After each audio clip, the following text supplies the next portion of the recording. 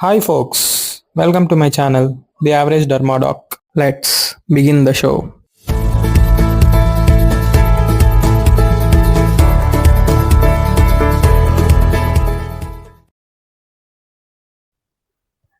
Type II hypersensitivity reaction. Already we have seen what is the definition of hypersensitivity or allergy in my previous video, Type I hypersensitivity reactions. Now here, there in the definition I told you already host has to get sensitized first, but here in type 2 and type 3 reactions also in some occasions no need of sensitization, because in some conditions antibodies will be formed against own self antigens. Coming to type 2 hypersensitivity, except that entire definition will be same. Here hallmark is IgG antibodies and everything will revolves around IgG antibodies only. Here IgG antibody interacts with various types of antigens which are endogenous and exogenous both. What are endogenous antigens? Cell surface antigens which will be present on the surface cell membrane of RBC. Example, blood group antigen and RH and RH antigen. Next, antigens present in extracellular matrix. These two are endogenous inside the body antigens. Now from outside the body, whatever antigen comes, that is exogenous antigens that gets adsorbed on host cell, that is drugs coating on RBC membrane. It won't get absorbed into the cell, it will be attached to the cell membrane like blood group antigen or H antigen. These also will act as cell surface antigens. Now after binding antigen with antibody, where antigen binds to an antibody on FAB region. Now what is the only region which is free? FC region, which initiates type 2 reaction by three broad mechanisms. It can attach to FC receptors on mast cell, it can activate the complement system, and it can go and bind to self antigen receptors, that is our own body receptors. Three broad mechanisms, we will see one by one. First, activation of classical complement pathway. In complement pathway, classical pathway, which leads to host cell injury, disease, whatever it is. It is also mediated by following three mechanisms. First, complement-dependent cytolysis.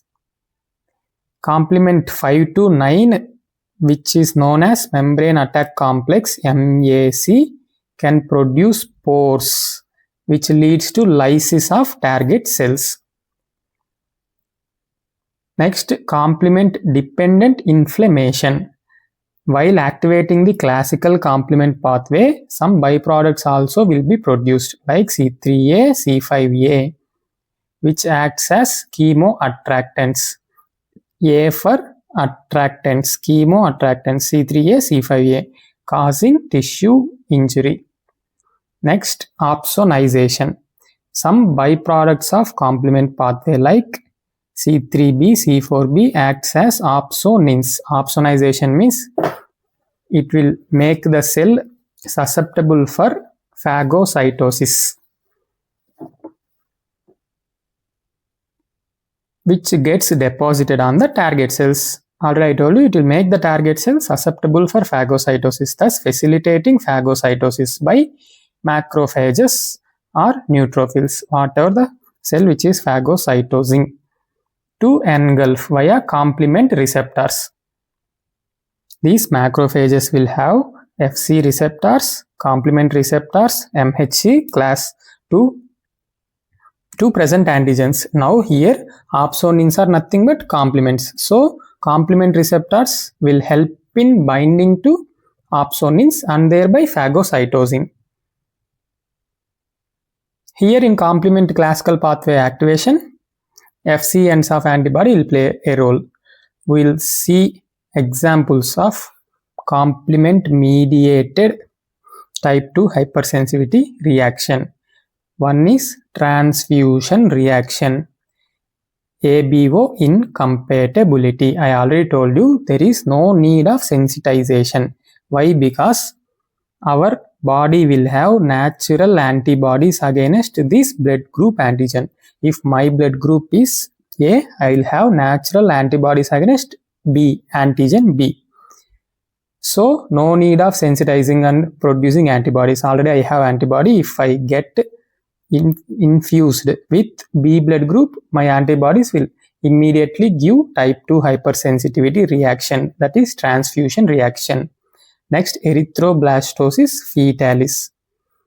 Here our body won't contain natural antibodies against RH group. In ABO group we will have natural antibodies. So here sensitization is required. So first baby will be safe because mother will get sensitized. Then it will lead to effect on second baby because already sensitized host, if it gets exposed to the same RH antigen, it will immediately produce excess amounts of RH antibodies. Now autoimmune diseases. I already told you no need of sensitization here because autoantibodies are produced against self antigens excessively. Directly it will go on attack. Hemolytic anemia, agranulocytosis, thrombocytopenia. Here on all these cells on cell membrane antigens, these autoantibodies will go on attack and leads to manifestations. Pemphigus vulgaris.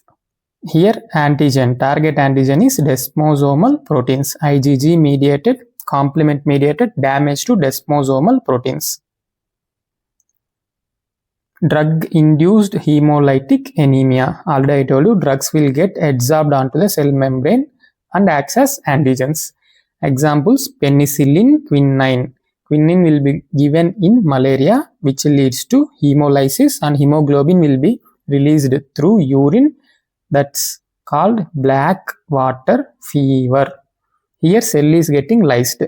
Remember, in type II reaction, cell will get lysed, attacked, phagocytosed, alters this function. So everything will resolve around antibody, which makes different effects on cell. It can damage, destroy, lysis, phagocytose, or alter its function. All these comes under type II reaction. Whereas in type III, antigen, antibody, both together will cause damage. We will revise first mechanism in three mechanisms. Complement mediated mechanism. Here what we are seeing, this cell is RBC, which is having surface antigen. It may be RH antigen, ABO antigen. Drugs will get adsorbed on it. Against that, IgG antibodies, this pink colored one, will go and bind via FAB end, fragment antigen binding end. Here FC ends are free. Now this FC ends will bind to FC receptors, obviously, on macrophages. This black colored receptors are FC receptors on macrophage. This is macrophage. Then simultaneously it will act complement C5 to C9, which is membrane attack complex. Here you can see pores through which contents are leaking out, causing lysis of the cell. This is membrane attack complex attacking the cell and leading to its lysis. Then simultaneously opsonins B, C3b, C4b opsonins, which get attached onto the target cell. Then C3a, C5a, A for attractants, chemoattractants, will attract neutrophils, macrophages, and leads to inflammation, leading to further damage to the cell. Now opsonins will bind to, opsonins are nothing but complements. So complement receptors on macrophages. So macrophage, here you can see it is interacting with our target cell. and then our target cell is getting phagocytosed. These black color ones are Fc receptors for binding of antibody. This blue colored one is complement receptor binding to opsonin C3A, C3b, C4b, and then leading to its phagocytosis. Next, second mechanism, antibody-dependent cellular cytotoxicity, ADCC. IgG antibodies interact with surface antigens via FAB region. FC region in turn interacts with FC receptors on various effector cells, which shows effect. It may be natural killer cell, macrophage, whatever, resulting in destruction of target cell. Here it is not phagocytosis. Why? Because that are too large to be phagocytosed. That's why it will attack, not phagocytose. Example, tumors, graft rejections, and parasites. All three are very big to get phagocytosed. Remember, if you listen the word graft versus host or graft rejection, type 4 reaction, cell mediate only, you have to answer. Here only hyperacute graft rejections will play a major role. Type 2 reaction will play a major role. Apart from that, wherever the graft word comes, type 4 hypersensitivity will comes into action. Now here majorly IgG antibody mediated, but sometimes IgM and IgE also participate in type 2 reaction. Here in case of parasitic attacking the parasites. Now we will revise this antibody-dependent cellular toxicity. Here you can see this is our target parasite or tumor or graft. On that antigens are present. Now our IgG antibody is getting attached onto it, and then Fc receptor, which is free, is going and attaching to Fc receptor on effector cell like this one, natural killer cell. Then this natural killer cell will attack our target cell, leading to its destruction. Then last mechanism, autoantibody-mediated cellular dysfunction. Already I told you in Pemphigus vulgaris, autoimmune hemolytic anemias, their cell is getting lysed, destroyed.